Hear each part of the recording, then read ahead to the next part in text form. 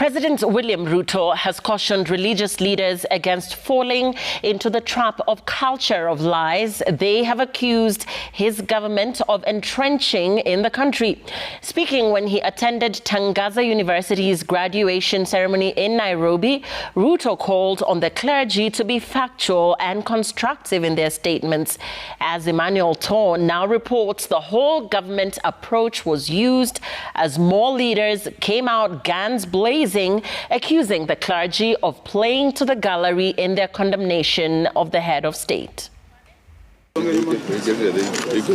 It was his first response to the hard-hitting statement by the Kenya Conference of Catholic Bishops, KCCB, who accused him of entrenching a culture of lies and false promises in the country.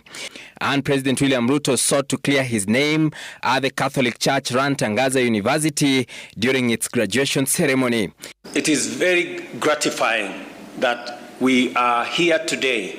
The president firing back in the same range, telling the men of cloth to be truthful first. And even as we engage in public discourse on matters that are important to the people of Kenya, we must be careful to be factual, lest we become victims of the things we accuse others of doing.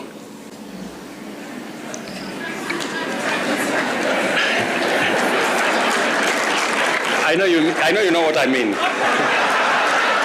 President Ruto, leading the government fight back against the church onslaught, called on the religious leaders to help him steer the country out of the current turbulence.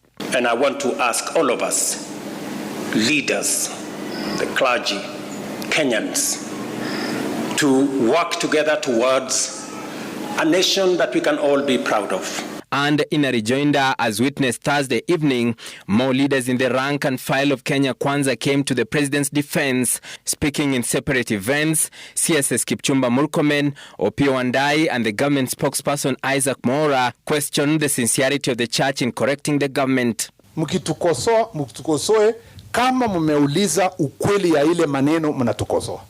If you really have to criticize us, let's criticize us with the facts. Consistency is very important. There are times when we have really wanted the church's voice to be heard, but we haven't heard it. Now things are improving. The country is now on a trajectory of recovery.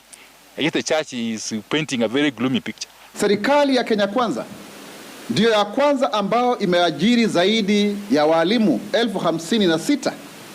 Na hivi majuzi uliona wale 46,000 wameweza kuajiliwa ambao wanafanya kazi katika JSS.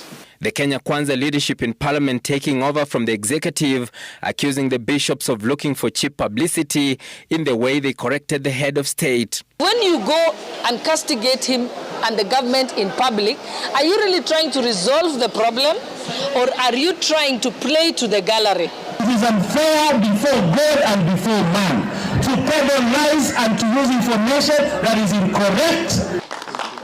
On Thursday, KCCB called out President Ruto's administration for what they termed as a deeply entrenched culture of lies, corruption, unfulfilled promises, and misplaced priorities. Emmanuel Tor, Citizen TV, Nairobi.